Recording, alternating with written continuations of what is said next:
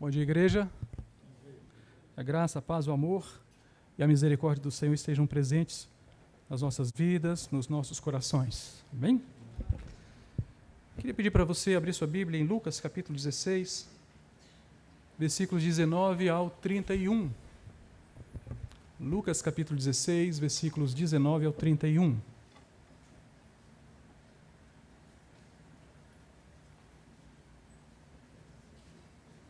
Mantenha sua Bíblia aberta, por favor, que logo após estaremos fazendo bastante uso dela nesta manhã.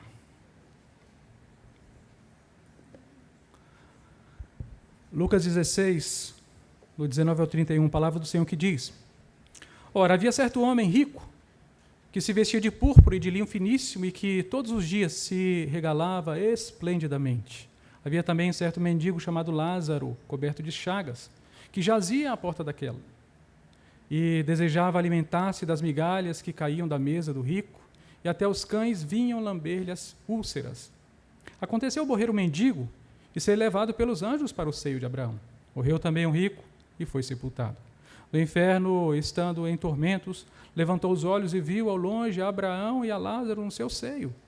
Então, clamando, disse: Pai Abraão, tem misericórdia de mim, e manda a Lázaro que molhe em água a ponta do dedo e me refresque a língua, porque estou atormentado nesta chama.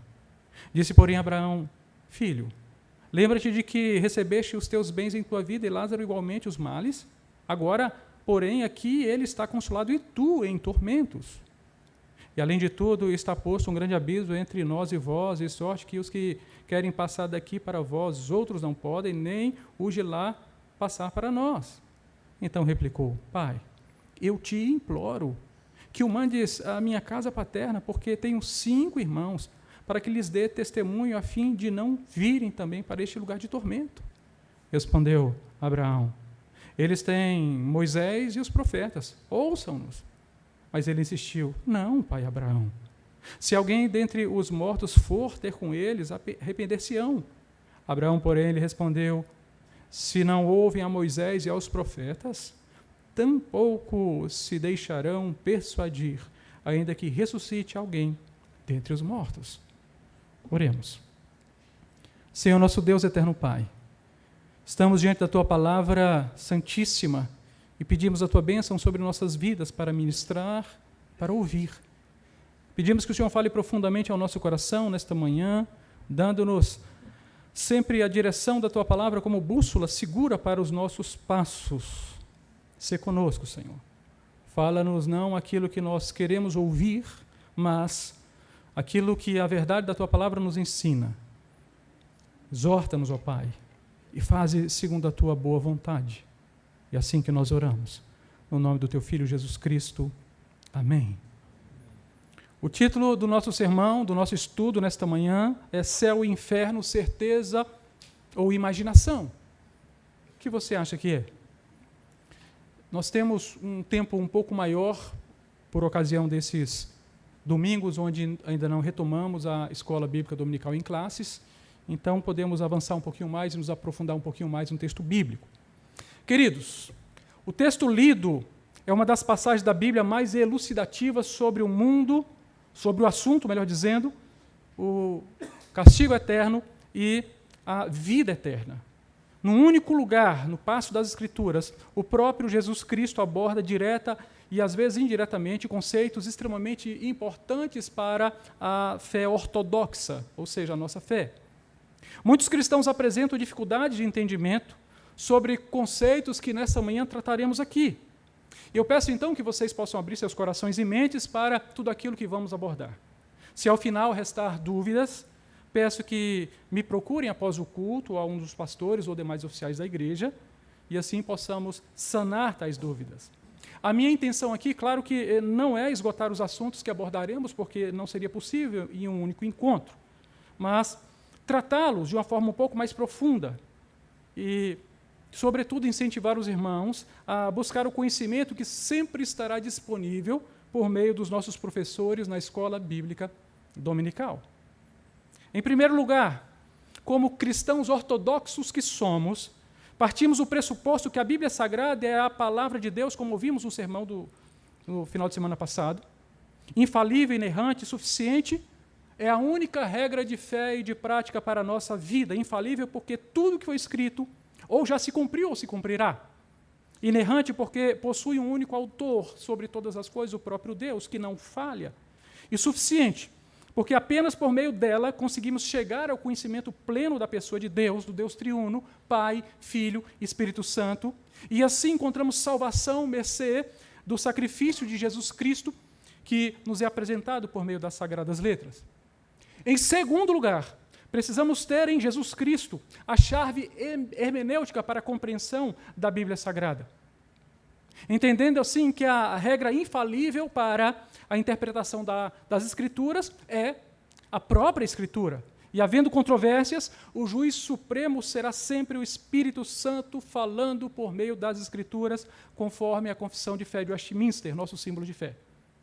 E como bem ensinou o apóstolo Pedro, sabendo primeiramente isto, que nenhuma, repito, nenhuma profecia da Escritura provém de particular elucidação. Então não é o que eu acho, o que eu penso. É o que a palavra de Deus me ensina. Essa certeza, essa convicção tem que vir por meio da palavra do Senhor. Em terceiro lugar, lembramos a todos que somos presbiterianos. E os conceitos que serão apresentados nesta manhã aqui são pacíficos na nossa doutrina. Alguém pode dizer, pastor, eu não concordo. Não tem problema. Mas somos presbiterianos e a nossa igreja tem essa doutrina e, segundo nossa doutrina, estaremos ministrando nesta manhã. Em quarto e último, eu quero dizer para os irmãos que nós só vamos até onde a Bíblia nos leva. Quando a Bíblia fala, nós falamos. Quando a Bíblia se cala, nós também nos calamos. Amém? Louvado seja o Senhor. Agora vamos ao contexto, queridos. O passo das Escrituras lido se encontra descrito num contexto maior que narra a viagem de Jesus para Jerusalém. Jesus está saindo da Galileia, atravessando a Samaria, indo para Jerusalém para lá ser morto, conforme está registrado em Lucas capítulo 9, versículo 51, que diz, e aconteceu que, ao se completarem os dias em que devia ele ser assunto ao céu, manifestou no semblante a intrépida resolução de ir para Jerusalém. O que isso quer dizer?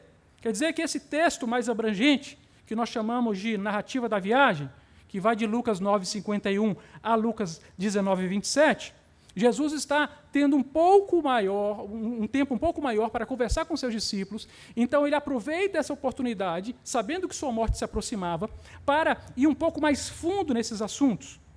Ele usa uma linguagem muito mais efusiva e com muito maior profundidade. Então perceba, Jesus não tem tempo a perder. O que ele precisava falar para os apóstolos, ele precisava falar rápido, com profundidade e direto ao ponto. Então Jesus não está brincando com esses assuntos. Ele está levando muito a sério. Bom, depois desses prolegômenos e sem detença, vamos aos conceitos retirados do texto bíblico. Primeiro conceito, a imortalidade do espírito do homem. A imortalidade do espírito do homem. Esses dois versículos que nós vamos ler vão nos ajudar bastante em alguns conceitos. Se não, vejamos. Lucas 16, 22 e 23, texto lido dessa manhã. Aconteceu morrer um mendigo e ser levado pelos anjos para o seio de Abraão. Morreu também o rico e foi sepultado. No inferno, estando em tormentos, levantou os olhos e viu ao longe a Abraão e Lázaro no seu seio. Imortalidade do espírito do homem. Perceba que Jesus está dizendo que o corpo morreu, mas o espírito não. O espírito permanece vivo. A palavra nos ensina que o homem foi criado à imagem e à semelhança de Deus. Todavia, Deus é espírito eterno e o homem é o espírito imortal. Qual é a diferença? A diferença é que Deus nunca foi criado. Deus é desde o princípio ao fim. Ele simplesmente é. E o homem tem uma data de criação. E nós entendemos, a nossa teologia, que a alma do ser humano, o seu espírito, é criado exatamente no momento da sua concepção. Por isso, nós somos contra o aborto. A partir da concepção, já há uma pessoa. Tá bem? Louvado seja o Senhor. Gênesis capítulo 1, versículos 26 e 27, também disse, Deus, façamos o homem à nossa imagem, conforme a nossa semelhança. Tem ele domínio sobre os peixes do mar, sobre as aves do céu, sobre os animais domésticos, sobre toda a terra e sobre todos os répteis que rastejam pela terra. Criou Deus, pois, o homem à sua imagem. A imagem de Deus o criou, homem e mulher os criou. O que Jesus está afirmando com o texto lido nesta manhã, sendo corroborado pela própria narrativa do Gênesis? Que a morte física não põe fim à existência do homem. Então, a primeira doutrina herética combatida aqui é o aniquilacionismo. Vou repetir, aniquilacionismo. O aniquilacionismo é a doutrina herética que nega a doutrina da imortalidade da alma e do sofrimento eterno. A sua origem remota à era áurea da filosofia grega. Entenda, Platão acreditava na pré-existência das almas, que, portanto, não eram criadas, simplesmente existiam. E, assim, não estariam sujeitas à morte. Então, Platão acreditava na imortalidade da alma. Aristóteles, seu sucessor, se opôs ao pensamento de seu mestre e, seguido pelos epicureus, por exemplo, e pelos estoicos, acreditava que a alma deixava de existir no momento da morte do corpo. Então, para Aristóteles, era como se o ser humano fosse igual a um pássaro, morreu, acabou. Não é? Aliás, o pássaro, quando morreu, acabou mesmo. Há uma questão que algumas pessoas se perguntam, para onde vai a alma do pássaro depois que ele morre? Para lugar nenhum, porque morreu, acabou. Mas o homem não. Amém? Desde o nascedouro da igreja, essa doutrina do aniquilacionismo exerceu influência em muitos cristãos. Os principais argumentos são, primeiro, eu vou trazer apenas 2 argumentos. Primeiro argumento, eles dizem que seria injusto o sofrimento eterno para uma alma que viveu apenas alguns anos na condição humana. Então, pecou? Sim, pecou, mas foram apenas alguns anos. E agora, a eternidade de sofrimento? Qual é a refutação?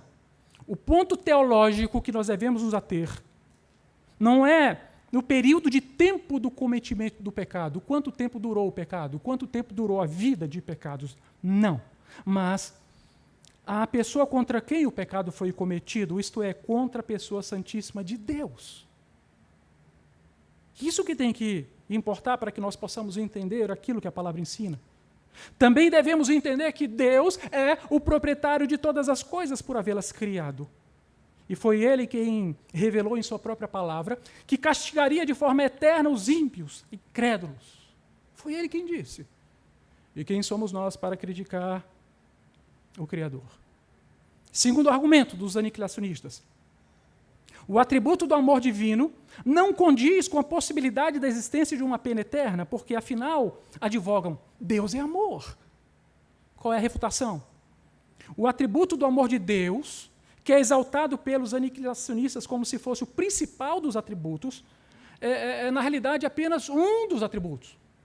E você não pode dissociar do ser de Deus o amor ou a justiça. Não, o ser de Deus é completo, é uno. E todas as coisas que Deus faz, Ele está envolto em todos os seus atributos. O atributo do amor de Deus, ele é importante, mas ele é tão importante como, por exemplo, o atributo da justiça. A Bíblia nos diz que Deus é amor, mas também diz que Deus é fogo consumidor. Está em Hebreus capítulo 12, versículo 29. O amor de Deus é plenamente manifesto em justiça e também em sua santidade. E, queridos, por mais estranho que possa parecer, o ato de Deus condenar o ímpio ao castigo eterno é também um ato de amor. Amor à sua palavra, amor à sua justiça, amor à sua santidade, amor à sua glória. Não zelaria Deus por sua própria palavra? Não cumpriria Deus tudo aquilo que Ele mesmo falou? O texto de Eclesiastes, do capítulo 3, versículo 11, demonstra a imortalidade do espírito do homem, perceba. Diz assim, tudo fez Deus formoso no seu devido tempo. Também pôs eternidade no coração do homem, sem que este possa descobrir as obras que Deus fez desde o princípio até o fim. A eternidade referida, que a palavra está dizendo que Deus colocou no coração do homem, é semelhante a de Deus. Ou seja, talvez a palavra melhor seria imortalidade. Imortalidade. Porque o homem é limitado, ele foi criado diferente de Deus, que não foi criado, nem gerado por ninguém. O homem possui um princípio e também possui o entendimento limitado de todas as coisas. Perceba que o próprio Jesus refutou a ideia do aniquilacionismo no seu chamado sermão escatológico, que está em Mateus capítulo 24 e capítulo 25. No versículo 46 do capítulo 25 de Mateus, Jesus afirmou: "E irão estes para o castigo eterno, porém os justos para a vida eterna." Onde está aí o aniquilamento, a aniquilação do espírito do homem? Perceba que nesse texto, o castigo eterno e vida eterna estão com o mesmo adjetivo no grego, o aionion. Então, o adjetivo aionion é utilizado para castigo, assim como o adjetivo também é utilizado para a vida. Alguns cristãos só aceitam a doutrina da vida eterna, mas negam a doutrina do castigo eterno. Estão contrariando o próprio discurso, o próprio ensinamento do Senhor Jesus. O aniquilacionismo influenciou a heresia do gnosticismo, por exemplo, seita cristã do primeiro século, final do primeiro século, grande força no segundo século. E um dos principais expositores dessa doutrina foi Orígenes, aquele mesmo que, porque tinha grandes problemas com pecados sexuais, veio a mutilar o seu corpo e retirar o seu órgão genital, para que vocês possam ter uma ideia. No segundo período da Reforma Protestante, o assunto voltou com força por meio dos chamados anabatistas e, posteriormente, por parcela dos adventistas e pelas testemunhas de Jeová. Um dos teólogos de maior renome de nosso tempo, que advogou o aniquilacionismo, foi o saudoso pastor anglicano John Stott. Percebe o que eu estou dizendo? Quando se trata de teologia, nós temos que ter muito cuidado. Não é porque John Stott escreveu que está certo. Vamos à Bíblia. Amém? Segundo conceito tratado. Ontologicamente, o homem é bipartido. Ontologicamente falando, o ser do homem, o homem é bipartido. Claro que nós entendemos, claro, gente, que o homem é um completo, é um todo. Ok? Tanto que na glória, com a ressurreição dos corpos e a transformação dos corpos dos vivos, estaremos um todo no céu, corpo e espírito, assim como o Senhor Jesus.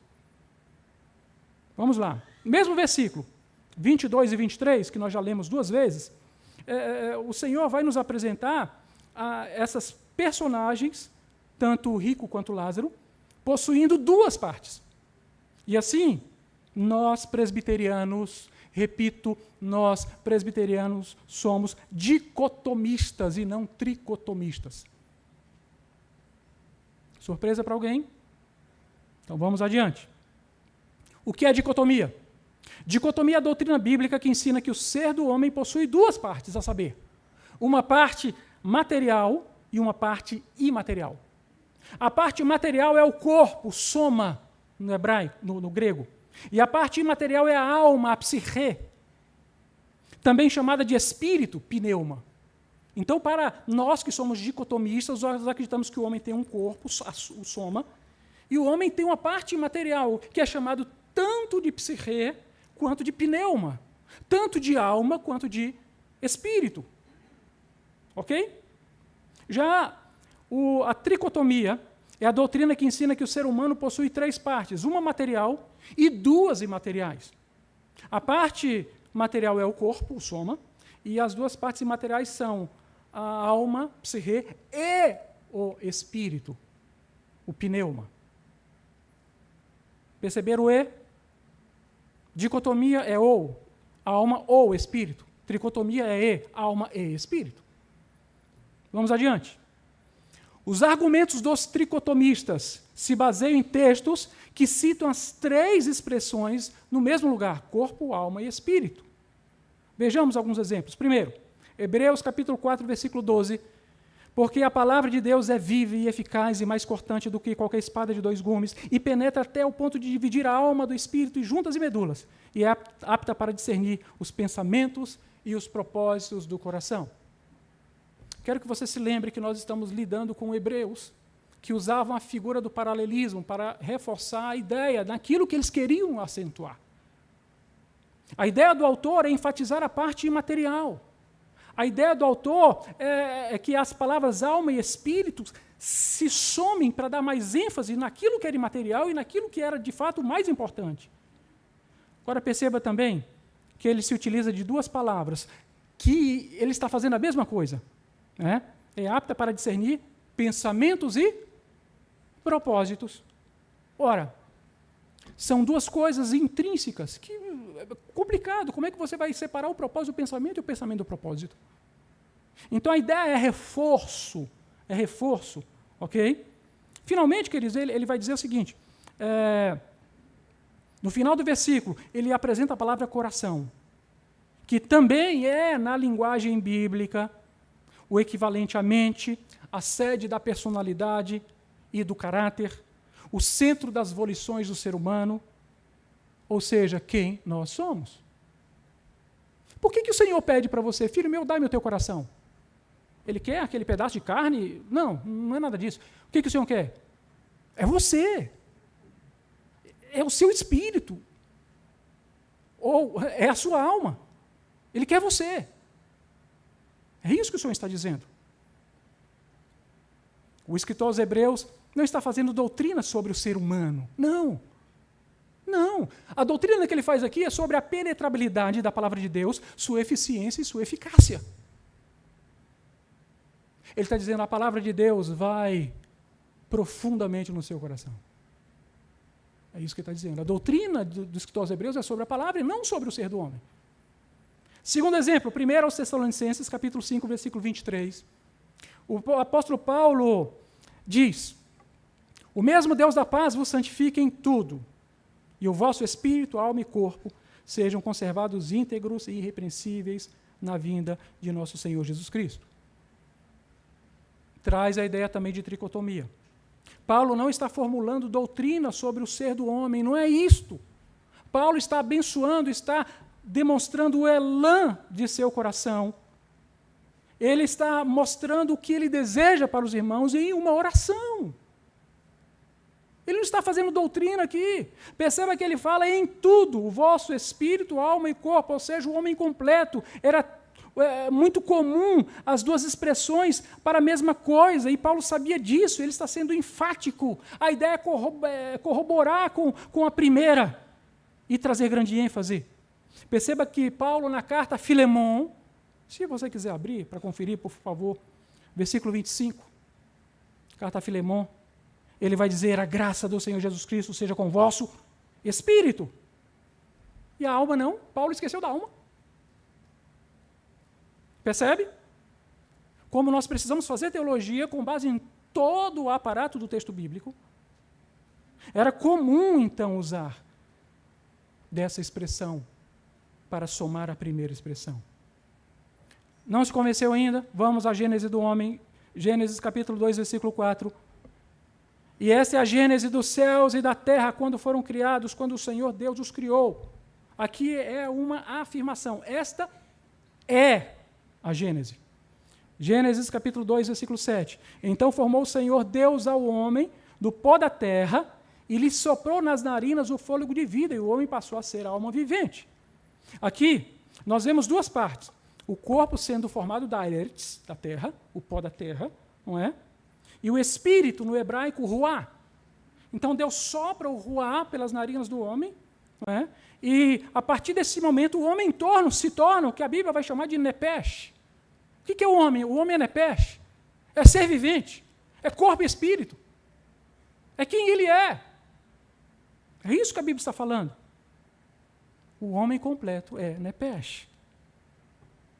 Alma vivente. Eu quero chamar a atenção dos irmãos para dois textos. Para um texto, melhor dizendo. Eclesiastes capítulo 12, versículos 6 e 7. Antes que se rompa o fio da prata, e se despedace o copo de ouro, e se quebre o cântaro junto à fonte, e se desfaça a roda junto ao poço, e o pó volte à terra como era, e o espírito volte a Deus, que o deu. Aqui sim, Salomão está fazendo doutrina, falando da morte do homem, falando do ser do homem. Ele está distinguindo no ser do homem duas partes. O pó, a parte que vem do pó, referindo-se ao corpo físico, e o espírito, referindo-se à parte material. E a expressão volte a Deus que o deu significa que depois da morte vem o juízo. É isso que ele está falando. Está dizendo que todos os espíritos dos homens vão habitar com Deus. No paraíso, não. Ele está dizendo que depois vem o juízo. Que está em perfeita consonância com Hebreus capítulo 9, versículo 27, que diz: e assim como aos homens está ordenado morrerem uma só vez, vindo depois disso o juízo. Ponto final. Amém? Ainda há dúvidas? Vamos a Jesus de Nazaré. Jesus, estimulando aos seus discípulos, disse em Mateus capítulo 10, versículo 28. Você acredita em Jesus? Pois é, ele falando aqui. Não temais os que matam o corpo e não podem matar a alma. Temei antes aquele que pode fazer perecer no inferno tanto a alma quanto o corpo. Onde está a segunda parte material? Percebe? Quantas divisões o ser humano Jesus apresenta? 3, 2. Corpo e alma, ou corpo e espírito, se você assim preferir. E ainda, se ainda não te convencer, eu preciso te falar que nós somos semelhantes ao próprio Jesus Cristo, que também é composto. Olha para o Cristo. É composto por duas partes, uma parte material e uma parte imaterial. E hoje nós podemos dizer que há um homem na glória, há um homem na Trindade. Quando Jesus é ressurreto e assunto ao céu, ele é assunto no seu corpo físico. Pastor, explica isso. Não posso, não sei, mas eu creio, porque é assim que a Bíblia ensina. Então hoje há um homem na Trindade, Jesus Cristo, que tem uma parte material e uma parte imaterial. Amém? Louvado seja o Senhor. Olhemos para ele. Mateus 27:50. Olha o que ele diz, o que Mateus diz. E Jesus, clamando outra vez com grande voz, entregou o Espírito. É isso que a palavra diz. 1 de Pedro, capítulo 3, versículo 18. Pois também Cristo morreu uma única vez pelos pecados, os justos pelos injustos, para conduzir-vos a Deus, morto sim na carne, mas vivificado no Espírito. Percebem? Terceiro conceito que eu gostaria de tratar nessa manhã. Jesus refutou a doutrina do universalismo. Os versículos 22 e 23 nos mostram Jesus refutando veementemente, diretamente essa doutrina. O universalismo é a doutrina herética embasada no atributo do amor de Deus também, que ensina que no final todos os seres humanos e os seres angelicais caídos serão salvos, inclusive Satanás. Isso é universalismo. Ah, não tem problema não, vive sua vida a si mesmo. Ah, no final, Deus é amor, Ele vai salvar todo mundo. Não é isso que a Bíblia fala. Não é isso que a palavra do Senhor nos ensina. Um dos principais textos utilizados pelos universalistas é o texto de Atos, capítulo 3, versículos 19 a 21, se você quiser acompanhar. Atos, capítulo 3, versículos 19 a 21.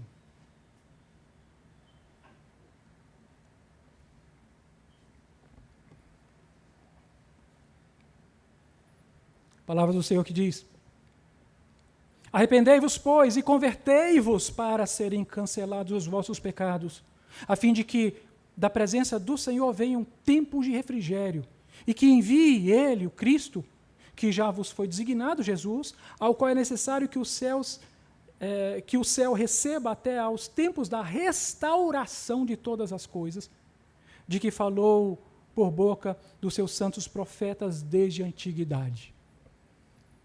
O que Pedro está falando? Pedro está falando que haverá um tempo de restauração de todas as coisas. Essa palavra restauração é o termo no hebraico apocatastasis. É importante falar. Apocatastasis não significa que todas as coisas, inclusive o próprio homem pecador, ímpio, que não foi convertido, regenerado, que não foi salvo em Cristo Jesus, e o próprio diabo e seus demônios serão restaurados. Não é isto. A palavra apocatastasis significa colocar todas as coisas no devido lugar, na devida ordem. E é o que o Senhor fala. Não foi o testemunho de João Batista? Ele tem a mão à sua pá. Ele limpará a sua eira. O que ele vai fazer com o trigo? Recolher no celeiro. O que ele vai fazer com a palha? Lançar em fogo inextinguível. Amém? Tranquilo até aqui, gente? Podemos seguir? Amém? Louvado seja o Senhor. Então, o Senhor não está dizendo que vai perdoar a todos. Não. E seria também sem sentido. O próprio Pedro dizia no início dos versículos lidos: arrependei-vos, pois, e convertei-vos para serem cancelados os vossos pecados. E depois ele dizer que todo mundo vai ser salvo. Ora, não faz sentido. Amém? Jesus está dizendo: os ímpios padecerão no sofrimento eterno. Quarto conceito. Jesus refuta as doutrinas heréticas do sono da alma, a chamada psicopaniquia, e do estado intermediário. Jesus refuta as doutrinas heréticas do sono da alma, chamada de psicopaniquia, e do estado intermediário. O que Jesus está deixando claro para nós no texto bíblico? Ele está dizendo que imediatamente, depois da morte, segue a entrada do espírito, ou da alma, se você preferir, em um estado de juízo. Todos entram em um estado de juízo. Só que o próprio Jesus já explicou que o juízo para os santos já foi, pelo próprio sacrifício de Jesus, já foi removido. Então, os santos entram num estado de descanso e os ímpios entram num estado de sofrimento eterno. É imediato o que Jesus está dizendo. Salvos são recebidos no céu e os ímpios são lançados no inferno. O ensino de Jesus refuta a heresia da psicopaniquia. O que é a psicopaniquia? É o sono da alma, ensinado pelas testemunhas de Jeová, por exemplo, que acreditam que a alma fica em estado de repouso até o dia do juízo final. E dali, os salvos entram no consolo eterno e os ímpios são destruídos. Diversos textos bíblicos, claro que não teríamos tempo para isto, provam que o estado da alma depois da morte é a consciência. O homem está consciente após a morte. A doutrina, por outro lado, dos lugares intermediários, ou do estado intermediário, que vai tratar do purgatório, ensinado pelos romanistas, diz que as almas dos que são perfeitamente puros, por ocasião de sua morte, são imediatamente admitidos no céu à presença santíssima do Senhor. Mas os que não se acham perfeitamente purificados, que ainda levam sobre si a culpa dos pecados veniais e não sofreram o castigo temporal suficiente, quando em vida, são colocados no purgatório para que seus espíritos sejam purgados. Para os romanistas, esta é a condição da maioria dos fiéis quando morrem. Então, eles têm que se submeter a um processo de purificação, de purgação da alma. Né?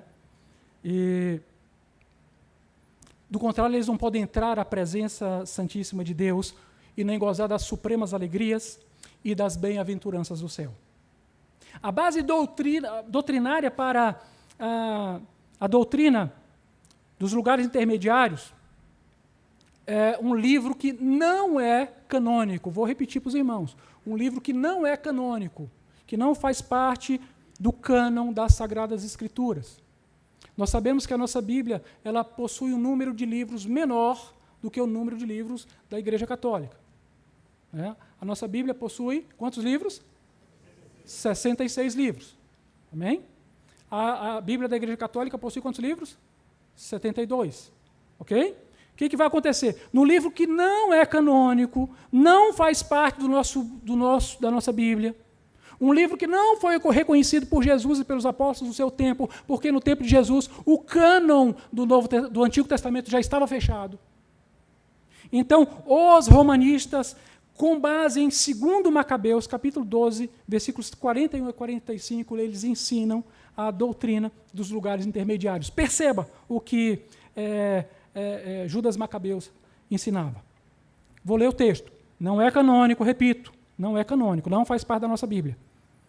Bem disseram, pois, a mão do justo juiz, o Senhor, que faz aparecer as coisas ocultas. E puseram-se em oração para implorar perdão completo dos pecados cometidos. O nobre Judas falou à multidão. Judas é Judas Macabeus, tá, gente? Exortando-a a evitar qualquer transgressão, ao ver diante dos olhos o mal que havia sucedido aos que foram mortos por causa dos pecados. Em seguida, organizou uma coleta, enviando a Jerusalém cerca de 10.000 dracmas para que se oferecesse um sacrifício pelos pecados. É bem bíblico, né, gente? Isso aqui, né? Vamos lá, vamos continuar. Belo e santo modo de agir, decorrente da sua crença na ressurreição. Pois se ele não julgasse que os mortos ressuscitariam, teria sido em vão e supérfluo rezar por eles. Então, Judas Macabeus e todos aqueles que o seguiam rezavam pelos mortos, para que alcançassem elevação.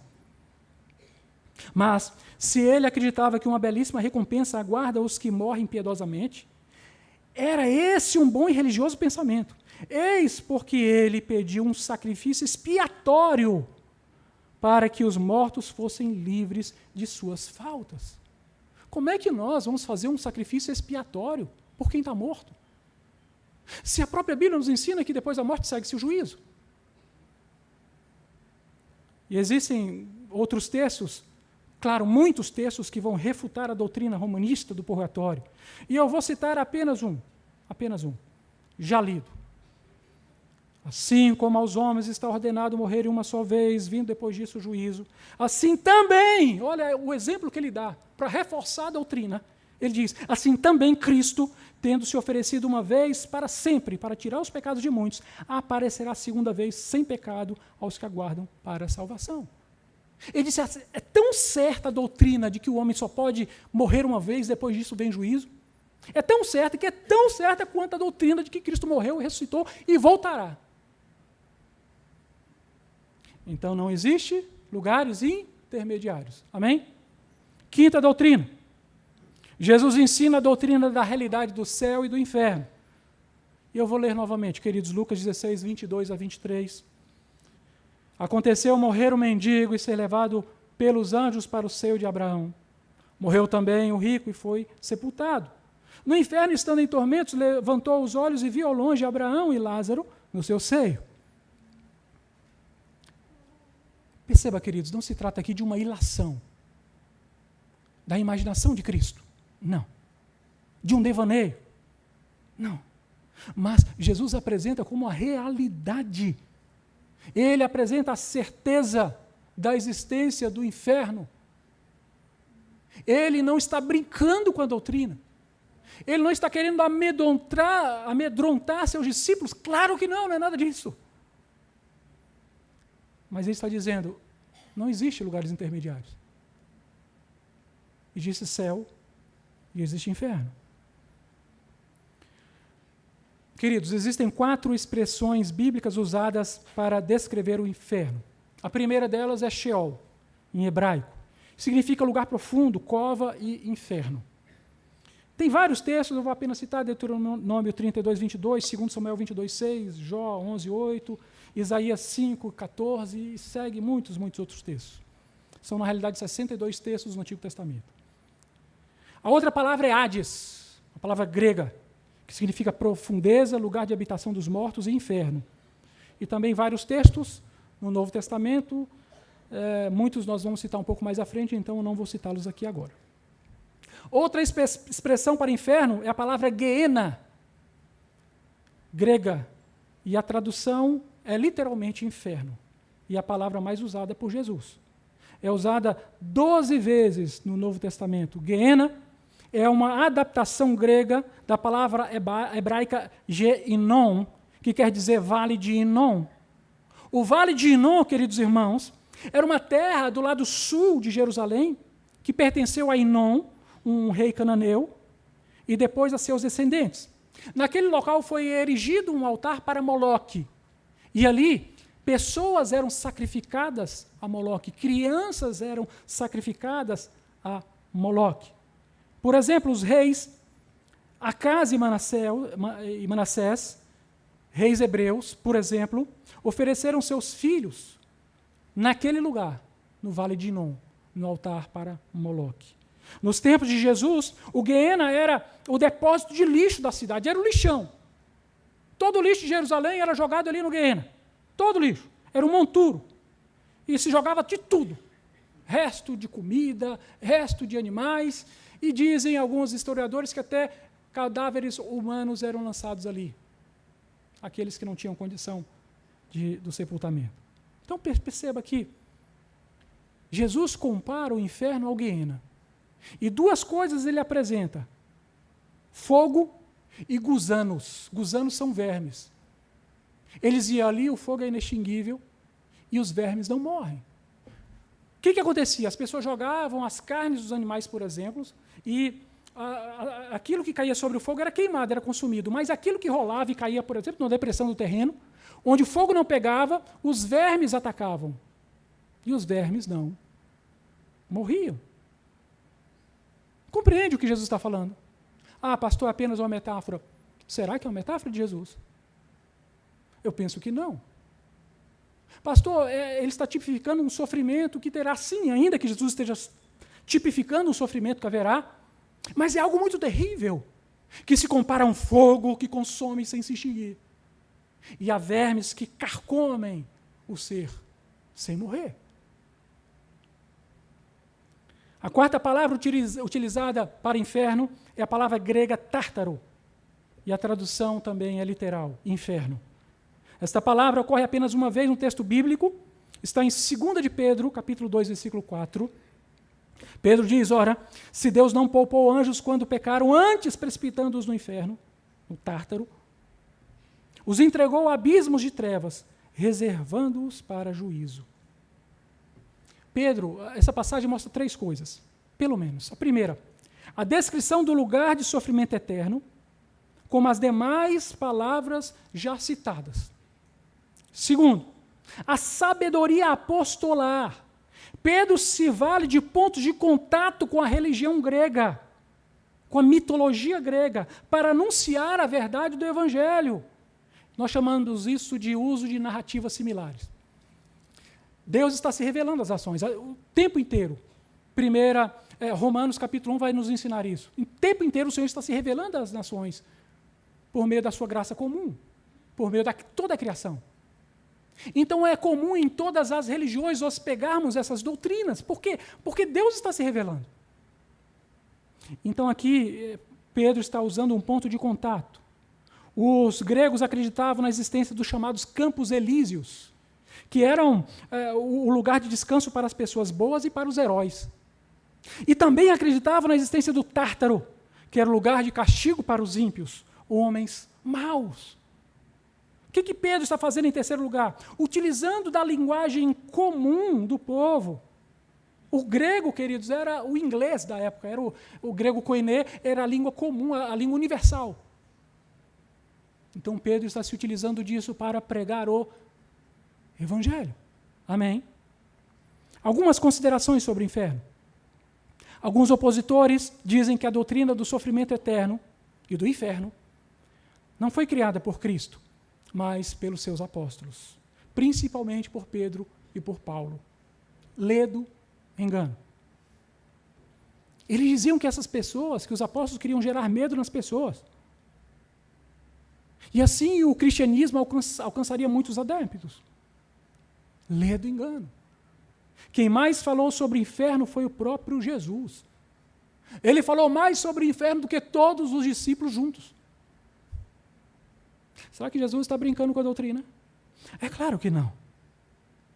Outro dado importante, a palavra Sheol aparece 62 vezes no Antigo Testamento, Hades 10 vezes, né, no Novo Testamento. A palavra Guiena 12 vezes e a palavra Tártaro uma vez. E como é o inferno, alguém pode perguntar, segundo o texto base dessa noite, o texto de Lucas capítulo 16. Em Lucas 16, 23, o inferno é um lugar de tormento eterno, com chamas inextinguíveis e onde os vermes não morrem. O inferno é, em Lucas 16, 23 a 25, um lugar onde não haverá graça e não haverá misericórdia de Deus. Em Lucas 16, 26, o inferno é um lugar de onde jamais se pode sair. É lugar de prisão em algemas eternas. Em Lucas capítulo 16, versículo 27, é um lugar onde os perdidos não são atendidos, onde os pedidos não são atendidos, onde não há misericórdia. em Lucas 26, 16, 27 e 28. O inferno é um lugar de tormento em virtude da possibilidade de, a qualquer momento, chegar parentes. Então, o cidadão está no inferno, o cidadão no inferno. E a qualquer momento pode chegar um parente. Isso o atormenta, porque ele não quer que seus entes queridos possam ir para o inferno.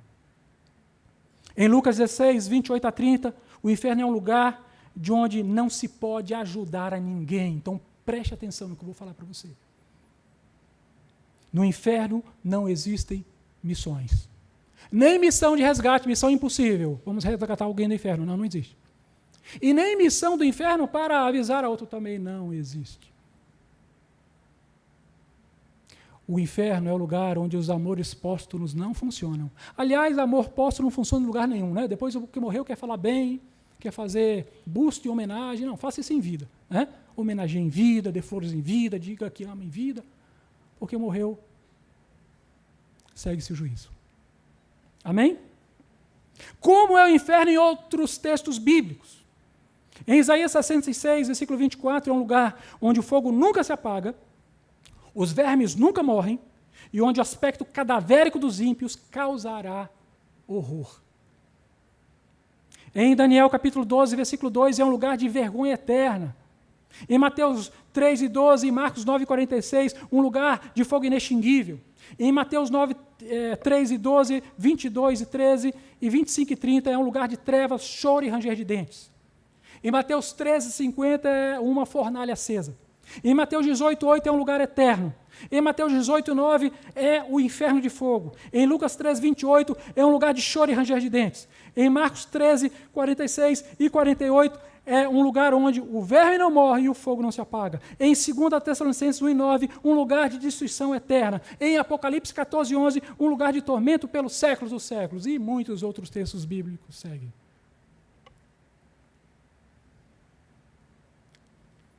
Mas o inferno não é o lugar final. E sim o lago de fogo e enxofre. Ou seja, a palavra do Senhor nos ensina que todos serão ressuscitados, todos os seres humanos. Os que estiverem vivos na volta de Cristo serão transformados. O seu corpo será transformado, o que é mortal será revestido de imortalidade, e o que é corruptível será revestido de incorruptibilidade. Daí então se dará a palavra que está escrita: tragada foi a morte pela vitória. Então naquele dia, todos serão ressuscitados.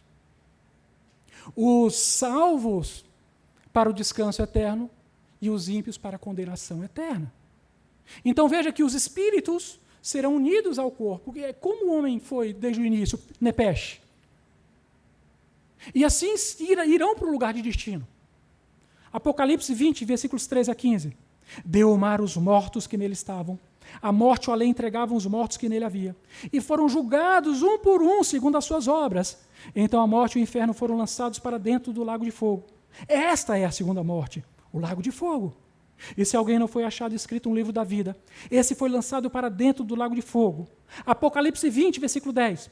O diabo, o sedutor deles, foi lançado para dentro do lago de fogo e enxofre, onde já se encontram não só a besta, como também o falso profeta, e serão atormentados de dia e de noite, pelos séculos dos séculos. Apocalipse capítulo 21, versículo 8.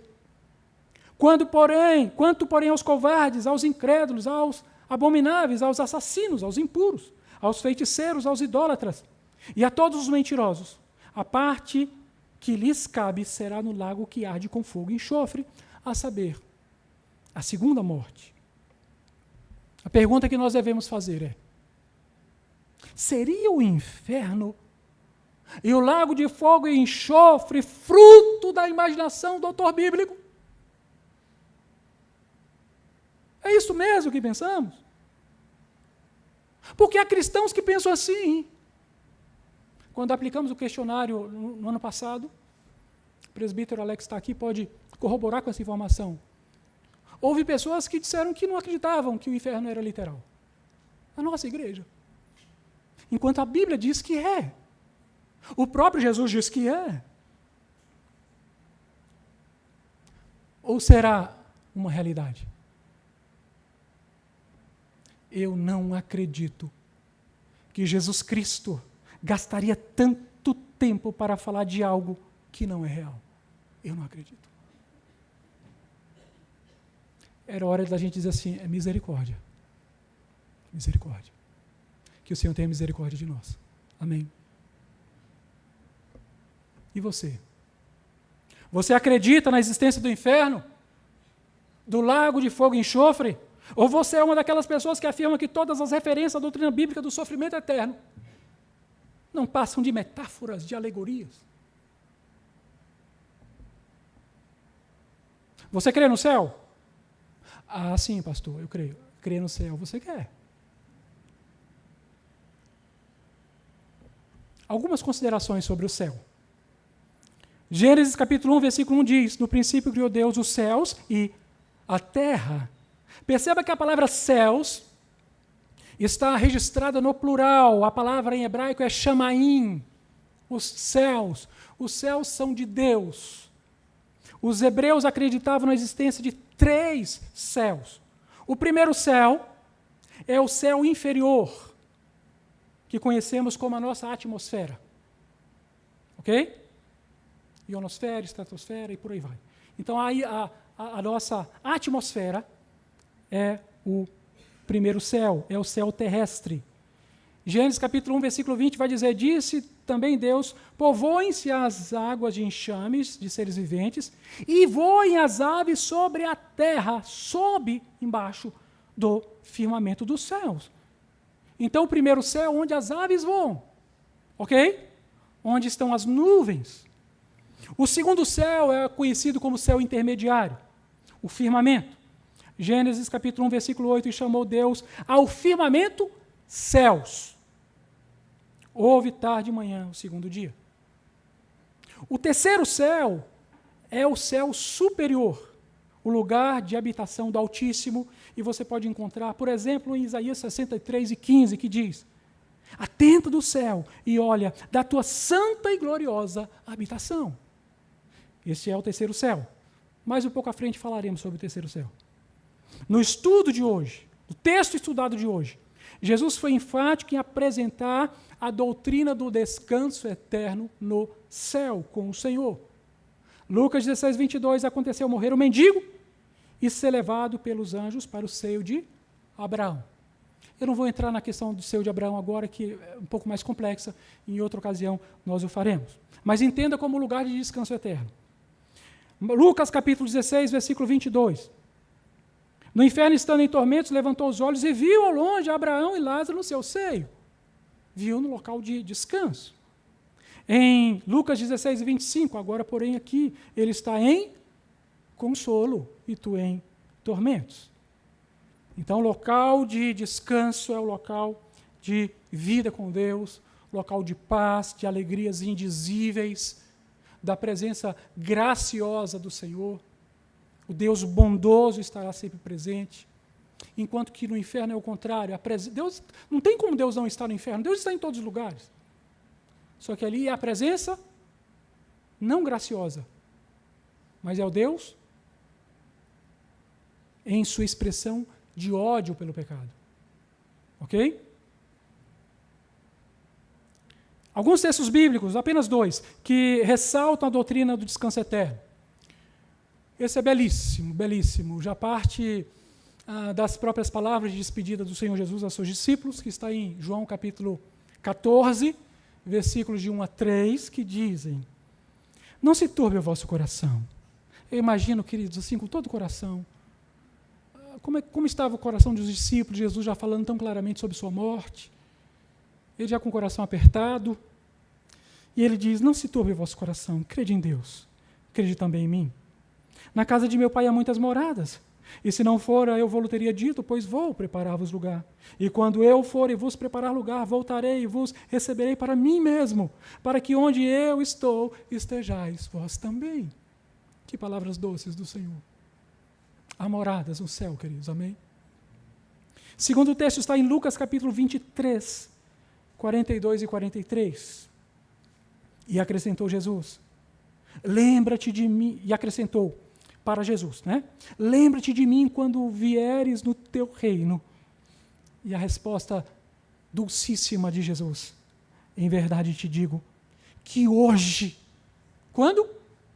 Hoje estarás comigo no paraíso. Amém? Então existe o céu. Glória a Deus, aleluia. Existe o céu, caminhamos para lá, marchamos para lá, mercê da graça, da misericórdia e dos méritos de Cristo alcançados na cruz. Lá é o nosso local de habitação. Aleluia. Creia, pregue sobre o inferno, pregue também sobre o céu. Aleluia. E como é o céu em outros textos bíblicos? Em Mateus 25, 46, um lugar para a vida eterna. Em Filipenses 3, 20 a 21, nossa nova pátria, onde receberemos corpos semelhantes ao de Jesus. Em Apocalipse 19, 7, o lugar das bodas do Cordeiro. Em Apocalipse 19, 11, o lugar de onde virá vitorioso o Rei dos Reis. Em Apocalipse 21 e 3, o lugar onde Deus habitará com sua igreja para sempre. Em Apocalipse 21 e 4, o lugar onde não haverá lágrima, não existirá morte, não haverá luto, pranto ou dor. Aleluia. Em Apocalipse 21 e 6, um lugar onde haverá a água da vida e a árvore da vida. Em Apocalipse 21, 9 e 27, Apocalipse 21 e 5, o céu é descrito como uma cidade santa, com belezas indescritíveis que excedem a nossa compreensão e que fazem João se utilizar de parâmetros terrenos para tentar descrever.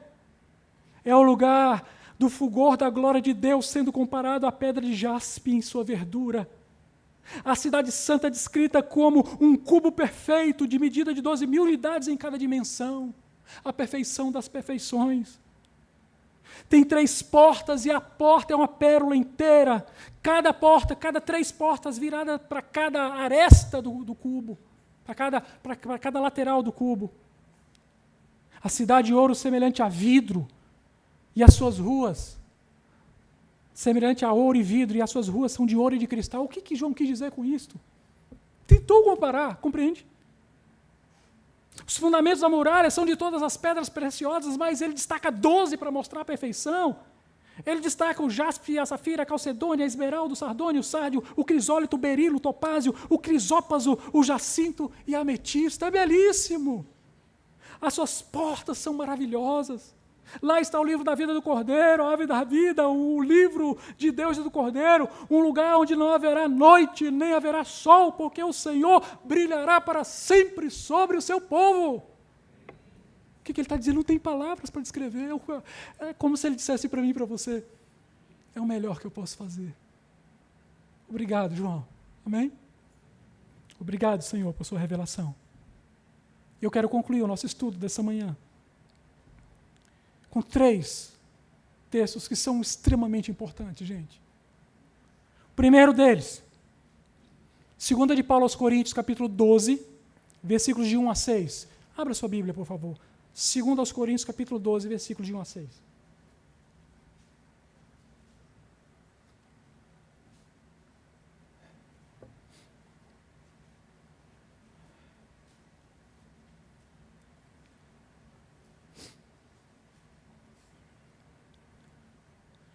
Palavra do Senhor que diz: se é necessário que me glorie, ainda que não convém, passarei as visões e revelações do Senhor. Conheço um homem em Cristo que há 14 anos foi arrebatado até o 3º céu. Se corpo ou fora do corpo, não sei, Deus o sabe. E sei que o tal homem, se no corpo ou fora do corpo, não sei, Deus o sabe, foi arrebatado até o paraíso e ouviu palavras inefáveis, as quais não é lícito ao homem referir. De tal coisa me gloriarei.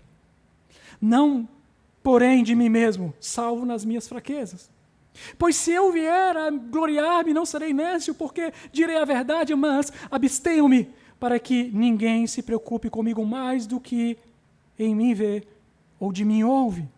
E para que não me ensoberbecesse com a grandeza das revelações, foi-me posto um espinho na carne, mensageiro de Satanás, para me esbofetear, a fim de que não me exalte. Paulo está sendo instado pela igreja a apresentar suas credenciais, porque falsos apóstolos diziam-se melhores do que Paulo. E Paulo começa a falar de si, como que por loucura. Pois leia esse capítulo. E aqui nesse passo, ele fala sobre aquilo que nós chamamos das visões da Arábia. Ele passou por cerca de 3 anos, onde teve revelação recebida diretamente do próprio Jesus Cristo. É isso que ele vai afirmar lá em Gálatas, por exemplo. Ele não recebeu de homem algum, mas do próprio Senhor. E ele foi ao céu. Ele não sabe se foi em corpo ou fora do corpo. Ele não se atreve a dizer. Ele diz, eu vi coisas. E ouvi coisas que são inefáveis. Não são lícitas ao homem dizer. O que está acontecendo, queridos? Paulo está dizendo, o céu é real. O céu é real. Mas eu não posso usar o céu como capital político para alcançar qualquer pessoa que seja, contando as coisas do céu.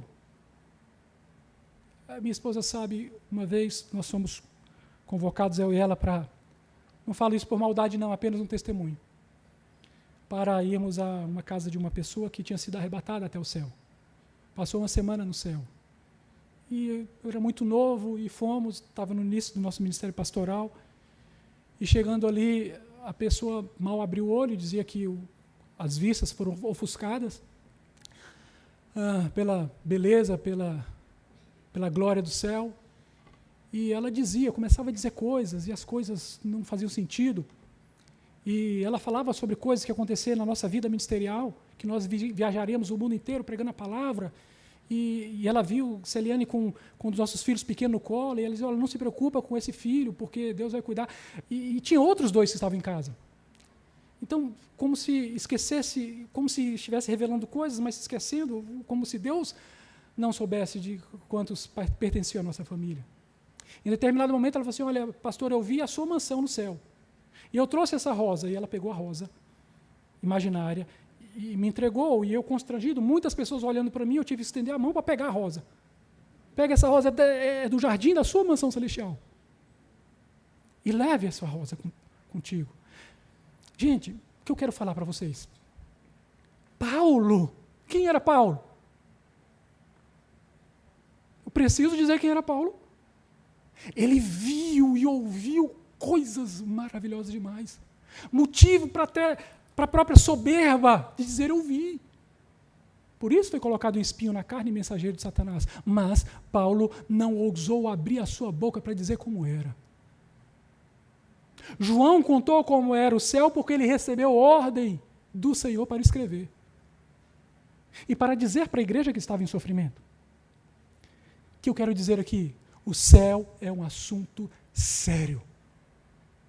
Leve a sério. E não acredite nessas coisas, a divina revelação do inferno, a divina revelação do céu.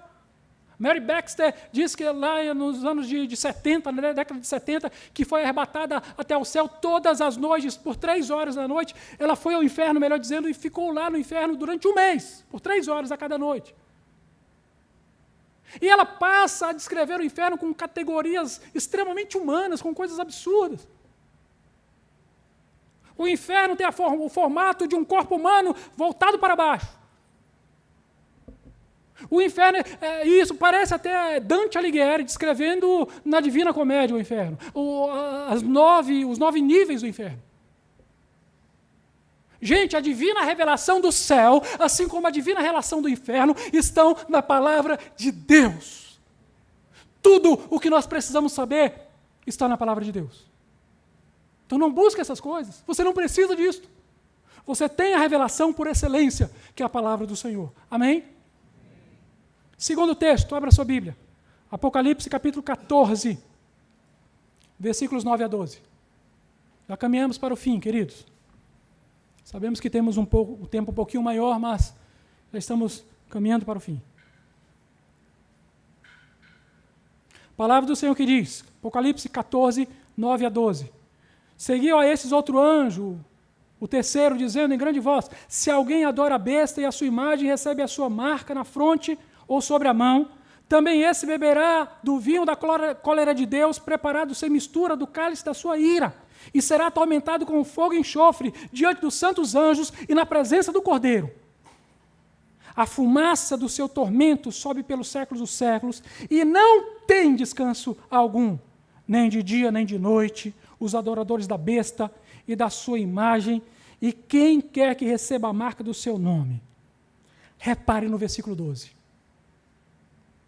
Aqui está a perseverança dos santos, os que guardam os mandamentos de Deus e a fé em Jesus. O que João está dizendo aqui? Ele está vinculando, relacionando o conhecimento eterno do destino, do castigo, dos inimigos de Deus, à doutrina da perseverança dos santos. Você compreendeu isso? Ele está dizendo o seguinte: olhe para o sofrimento dos inimigos de Deus. Olhe para o sofrimento eterno deles. Estão vendo? Pois é. João vai dizer, esta é a perseverança dos santos. Olhar para a realidade do inferno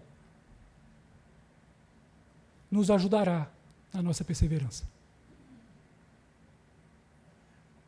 Então não fuja dessa doutrina, querido. Não fuja. Falamos muito pouco disto, mas precisamos falar mais. Amém?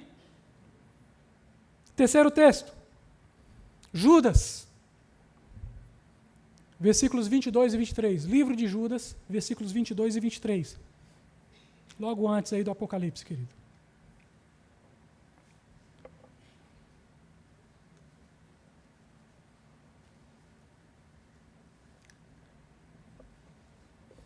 Diz a palavra eterna do Senhor. E compadecei-vos de alguns que estão na dúvida. Salvai-os, arrebatando-os do fogo. Quanto a outros, sede também compassivos em temor, detestando até a roupa contaminada pela carne. O que Judas está dizendo aqui? E eu gosto sempre de dizer, quando cito Judas, esse não é o Iscariotes, tá bom? Já havia se enforcado, já estava morto e no inferno. Não é. Esse é Judas, irmão de Jesus. Ele está dizendo que o conhecimento sobre o fogo eterno nos levará ao zelo evangelístico. Porque assim como nós não desejamos o mal para nós, nós não podemos desejar para os outros. E assim como um dia fomos alcançados pelo Evangelho, precisamos levar também o Evangelho a outras pessoas. Acreditar nas doutrinas bíblicas do castigo eterno e da vida eterna nos impõe pelo menos 3 coisas. Primeiro, o cuidado com a nossa vida aqui na terra. Então eu pergunto, que tipo de vida você leva?